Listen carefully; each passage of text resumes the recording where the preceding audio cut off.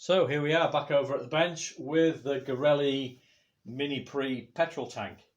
It's wearing this lovely plastic bin bag to keep the resin off the paintwork. The instructions advise you to do that, so clearly this stuff is not good for paintwork.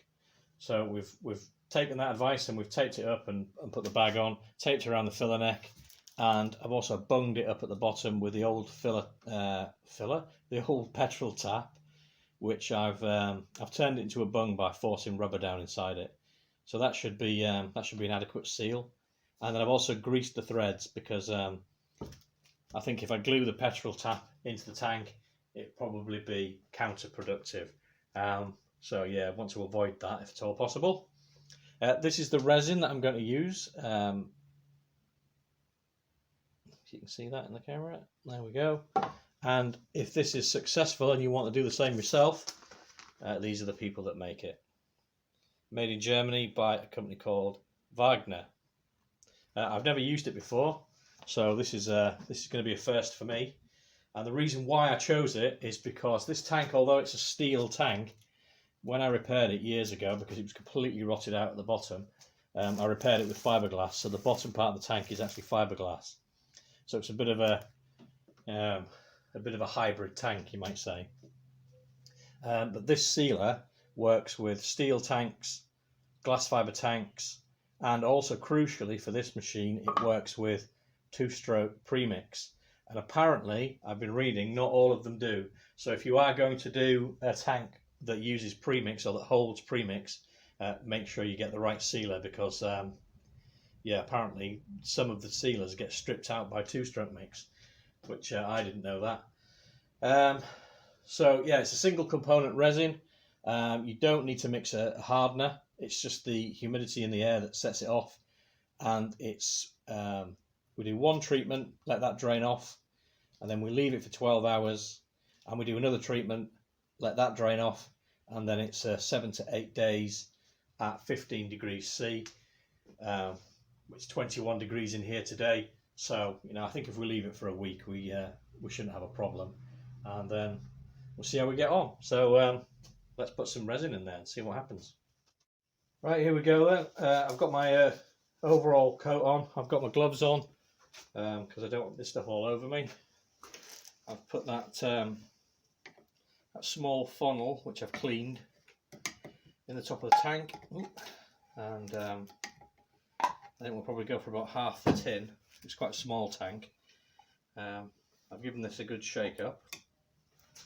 Oh, it's still a bit bubbly. I hope that's all right. Sure it will be. You can see. Yes, you can. And let's pour about half of this tin. Oh, hang on, I could have done with making a little spout.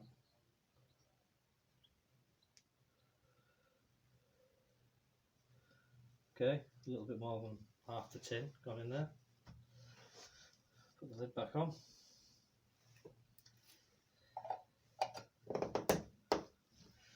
And then, good job I put my gloves on, because it has gone all over me. Okay, whip the funnel out. And I'm just going to use, excuse me for getting in the way of the camera, I'm just going to use a bit of plastic food bag as a kind of gasket, if you like, so that I don't get this stuff all over the filler cap. Hopefully that will protect the filler cap. Right, I'm going to turn you off, and I'm going to do the hokey cokey around the garage with the petrol tank. You probably don't need to see that. That's not what you come here for, is it? And if it is what you come here for, then you should probably speak to someone. Get some help, okay?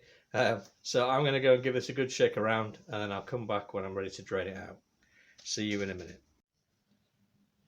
Right, okay, so it is the next morning. A little bit more than 12 hours, but that's fine. The coating is dry to the touch.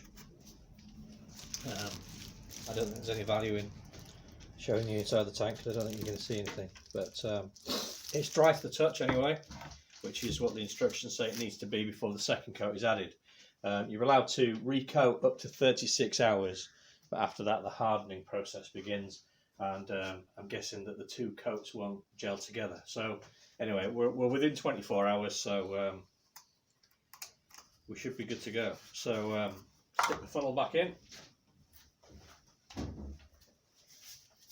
get the gloves on, and here we go, we'll do it again. Okay, so I'll just pour the remainder of the resin into the tank. Okay, put the lid back on that. I have to say, guys, as well, I've got the door and the window open here in the workshop. This stuff is incredibly heady stuff. You need to have some ventilation. It is, yeah, it's quite a pungent mix, whatever it is. So right, let's just get the piece of plastic for the top of the tank, or a new piece of plastic.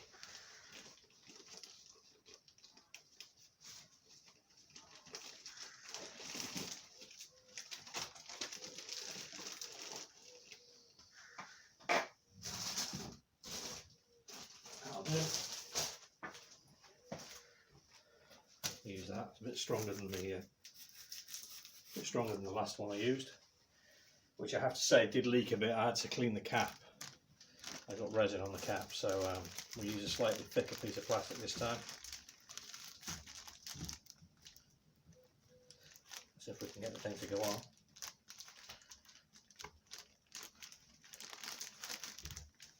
I just got it. I don't think we're going to get any escape out of there. And right, this time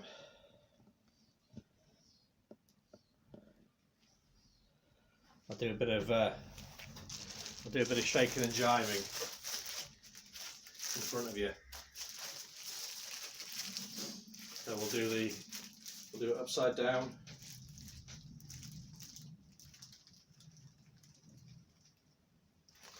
And we'll do the sides.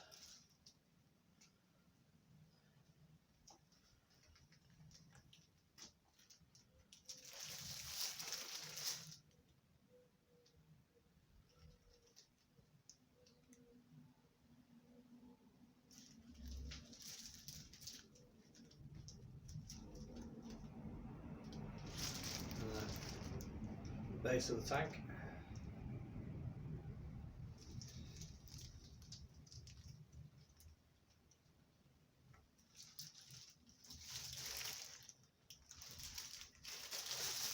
And then we'll go around again. These are my specs.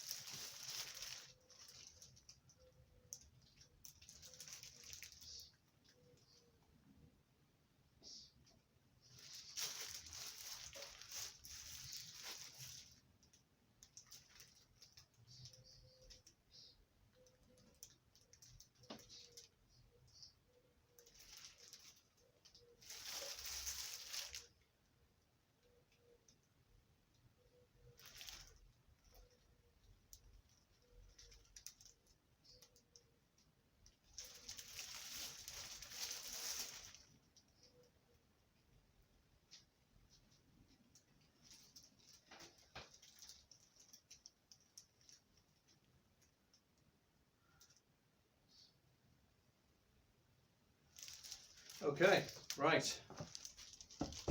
So we'll let that settle, and then we'll drain it out again. Right, well that's it drained off for the second time. Quite a lot came out. So I think that's been reasonably successful. I kept it upside down with the filler neck over the mouth of the jar. And I sort of tilted it backwards and forwards every now and again, and you get a bit of a spurt or a gush of resin coming out as the stuff collected in various parts of the tank. I kept doing that until there was no appreciable amount coming out. So I think that's got everything out that's coming out. So now we leave it for a week and revisit it after a week and just check that it's hardened, and hopefully at that point we'll be ready to put some fuel in it and see if it's worked. So fingers crossed. I'm going to find a nice little place, safe place in the workshop for it to sit for a week where it won't get disturbed or knocked, and we'll get on with something else. Alright guys, we're here at Del Auto UK Eurocarb in Pangbourne, and I'm not going to film inside because I haven't asked permission, and yeah, I'm not that kind of guy. I don't just walk in filming. But this is us. We're going to go and get some goodies for the carburettor for the Garelli. So I'll see you in a few minutes. Well, that was relatively painless. We have got a new slide, the rubber boot for the cable because it's perished, and a new float bowl ring, sealing ring. And let me just get them out of the shadow. There we go. There's our bits, so we can get on off home and get that carburettor together. So we're back over at the bench, and we're looking at the little Del Auto carburettor for the Garelli Mini Prix, and just about ready to reassemble this thing. It's been cleaned thoroughly. It's had a good blast through with some acetone and compressed air. And it's as clean as I can get it with the facilities that I have. I don't have one of those ultrasonic dunk tanks, so yeah, I think it's about as clean as it's going to get, and certainly good enough. I think I've shown it before, but it's worth just having another look. It's a Del Auto SHA 1412.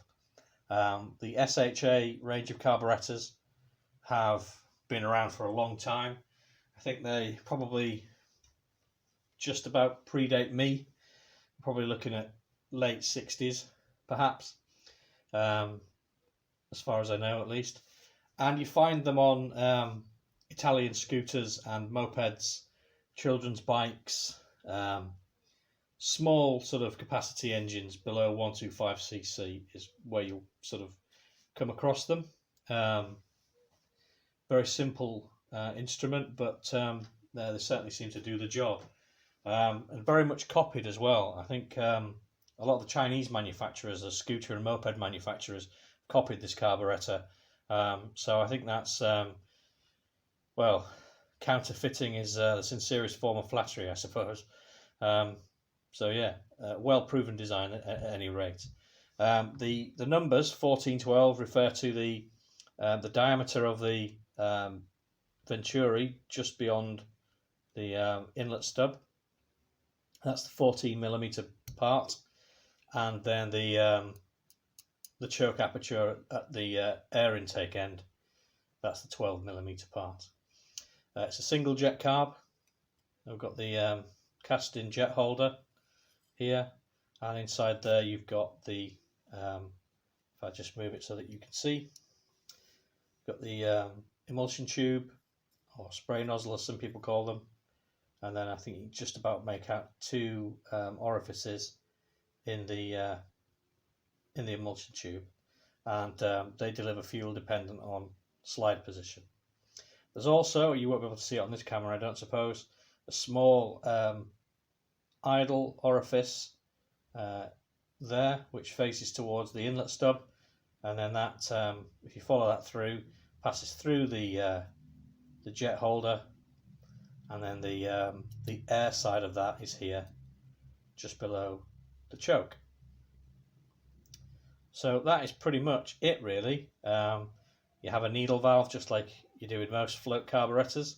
You won't be able to see the needle seat in there, but there is a conical needle seat in there, and this communicates with the metered orifice here in the fuel banjo housing. So the fuel comes in through the fuel banjo, and it gets delivered into the float chamber via the needle valve down this this tube here.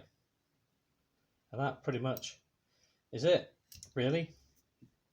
One thing I was going to mention, I said that I cleaned it with acetone, and you will notice that there is a plastic insert, oops, wrong way around, plastic insert here in the inlet stub.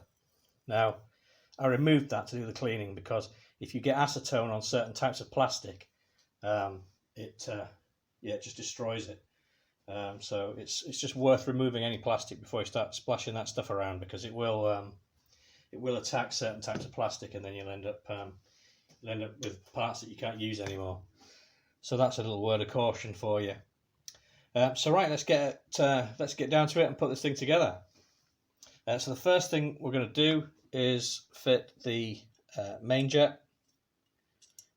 Try not to cross-thread it. That would be a bad day out, wouldn't it? Excuse my fingers in the way of the camera. So there's our main jet into the jet holder. And I'm going to give that a little nip with a screwdriver. Before I do, here's my top tip, number 2.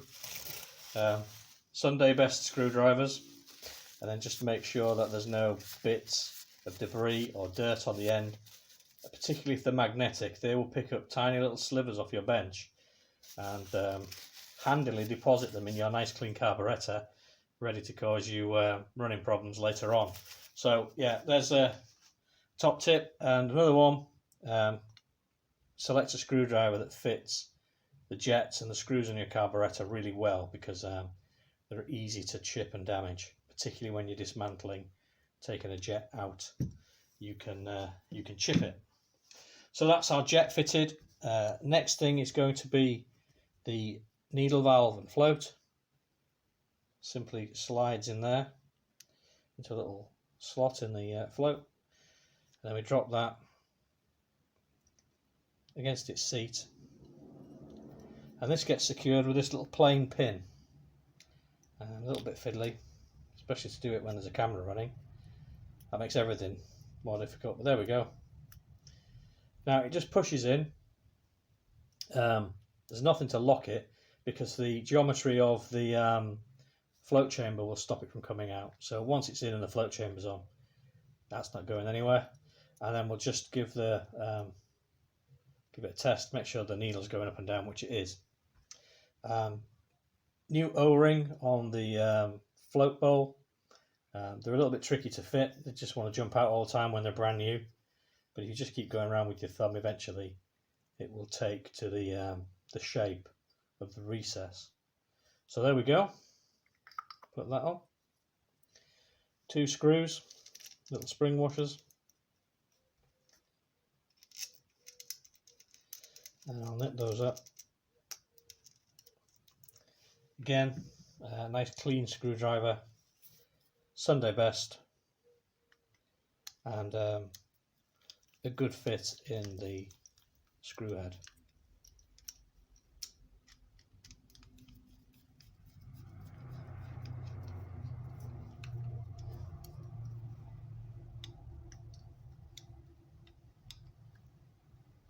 Okay, so that's that bit done. Next thing is the plastic strainer, little plastic gauze that fits into the fuel banjo housing. I can't think of the word then. And then the fuel banjo. And on this bike, the petrol tap is sort of back here, so just a nice angle for our fuel hose to connect to. You can adjust it once it's on the bike. You just undo the screw and tweak it a little bit if you need to, but I think it'll be fine. Just make sure it's seated properly. Give that a little nip, and we're just about done. Like I say, very, very simple carburettor.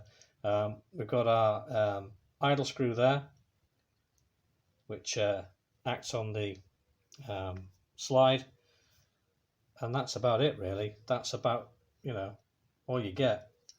Choke lever, these come in different aperture sizes.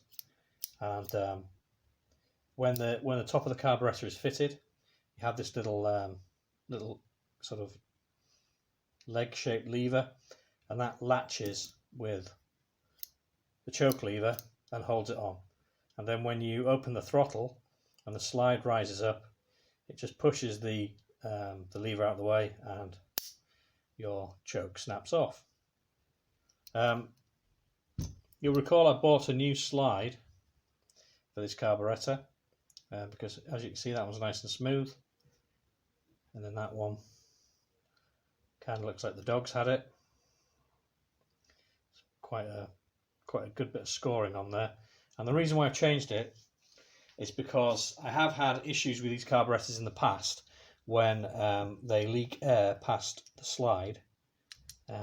Sometimes it's because the slide is worn, sometimes it's because the carburettor body is worn. But the body looks quite good on this one. But I'm sure you can imagine, obviously when you start your bike, you kick it off and the piston drops, causes a depression, drags some air through the carburettor, lifts some fuel, you get that atomization and into the engine ready for the compression stroke. And you have a cutaway here which allows a bleed of air at closed throttle position, and then you can richen the mixture further by closing the choke. Now, if you have leaks because the slide is worn or the body is worn, closing the choke and having the small cutaway doesn't do anything, because it will just drag air past all the worn bits. It'll drag air in from anywhere it can get it, really, and that dilution that you have created by closing off the air passageways will be lost. And sometimes you struggle to start these things when the carburettors are a little bit worn, because you can't get them rich enough to start. So that's why I bought a new slide. A rather long-winded explanation. I do apologise, but yeah, I just wanted to explain that to you, why I was doing that.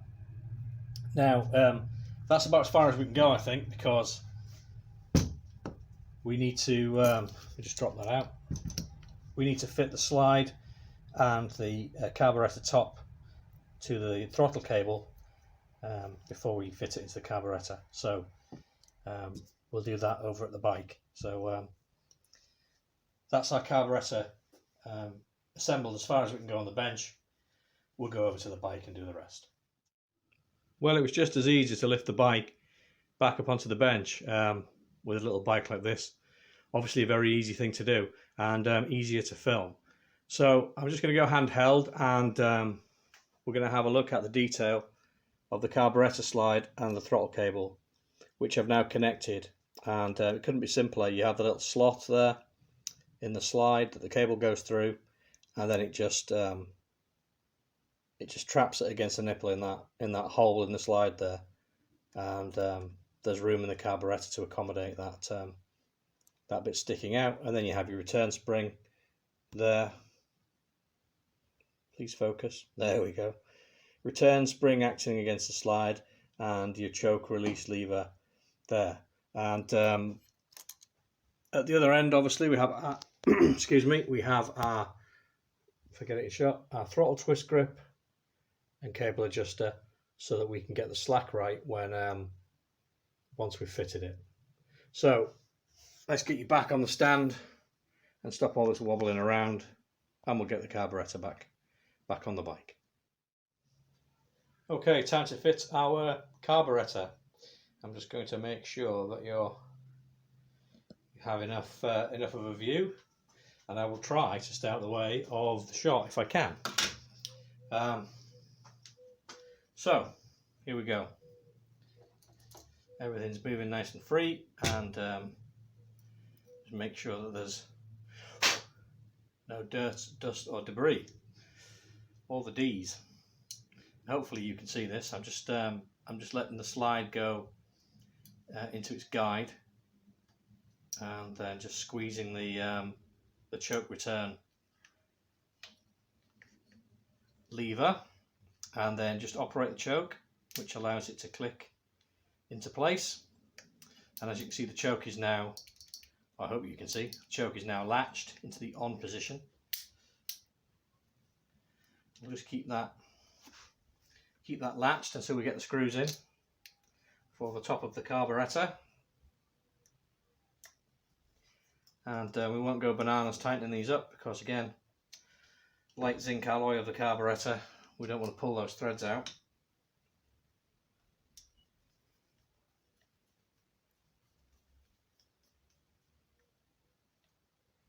Okay, there's the new rubber boot as well that I got from from Del Auto the other day. Let me just operate the throttle, and that's working, that's returning, and then hopefully it should click the choke lever. Excellent. So feed it past the HT lead. Oh, got stuck. There we go. And onto the inlet stub. Just make sure it's all the way on. Straighten it up a little bit. And then we'll tighten up the cap head that I've fitted. When I got this bike, just about every single screw was either rusted or chewed up or missing. So when I reassembled it, I went through everything with stainless cap heads, just to really for longevity, just so that it would stay looking nice for a while. And yeah, they've held up quite well actually for being in a damp lockup for most of its time. Anyway, right, fuel tank next. Let's grab that and have a look. Here we go, fuel tank. Again, I'll try not to be in the way. Make sure we get everything under the tank that needs to go under the tank.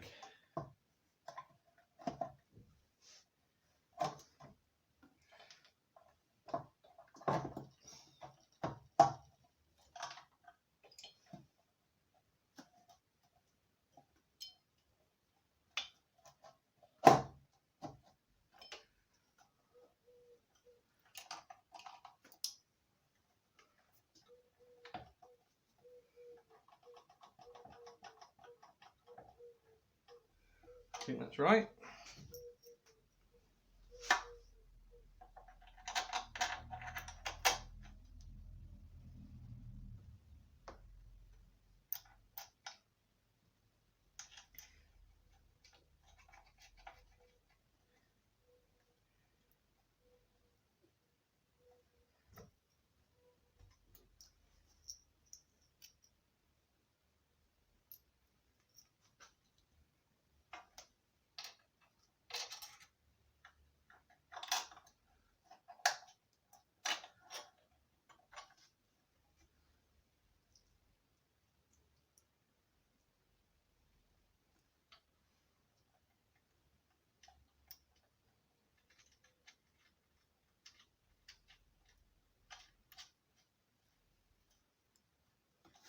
I think I've got the right tools here for tightening these up. Oh, no, I haven't. 1 second, let me grab some more tools. Right, I'm back with the correct tools this time, and it's 11mm spanner and the same hex key that we were using last time for the carburettor. Just if I can do this. There we go. I'll just give it a little pinch and see if I can do this with the handlebars in the way.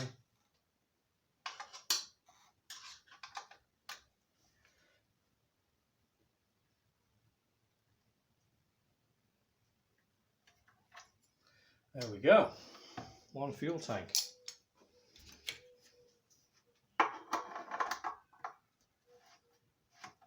There we go.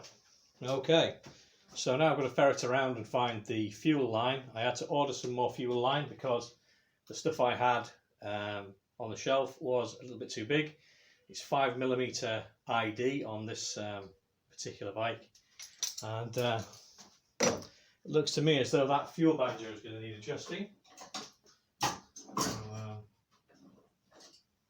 just find a screwdriver to do that with,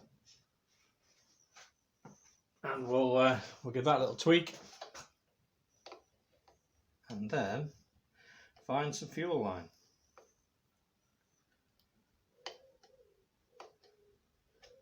Okay, we'll maybe have a little bit of a fiddle with that when we get the fuel line on, just to get the best location. Okay, let's go and ferret around for this fuel line, and I'll be right back. Right, I've got the fuel hose. Here it is. 5mm diameter, internal diameter, quite flexible. So, ought to do the job, I think. I'm not going to put any clips on it because it's a good fit, and it's not like this bike's going to be doing, you know, hundreds of miles hammered down the motorway or anything like that. It's largely ornamental. So let's get that on there, and that finishes the job, I think. So all that remains now is to put some fuel in the thing and see if it will go. I'm not going to do that inside the workshop. Not going to mess around with petrol in here. It's an enclosed space, so just to be on the safe side, we'll do that outside, and hopefully it'll fire up. Now, the bike has been sitting for quite a while. It being a two-stroke and having crank seals, we may have issues with the crank seals, but we'll see how we get on. That resin that was in the tank previously and had leached into the fuel, I'm not entirely sure if any of that had worked its way into the engine. Again, you know, it may have attacked the crank seals. So yeah, I think if it doesn't go, we'll have to take the engine apart, but we'll give it a go, see how we get on. I think that's going to be a part 2 to this video, because this video is getting very long now, and my editing software doesn't really like overlong videos for some reason. So we'll close it off here, and we'll take the bike outside, see if we can get a run in, and that'll be in part 2. See you in a bit.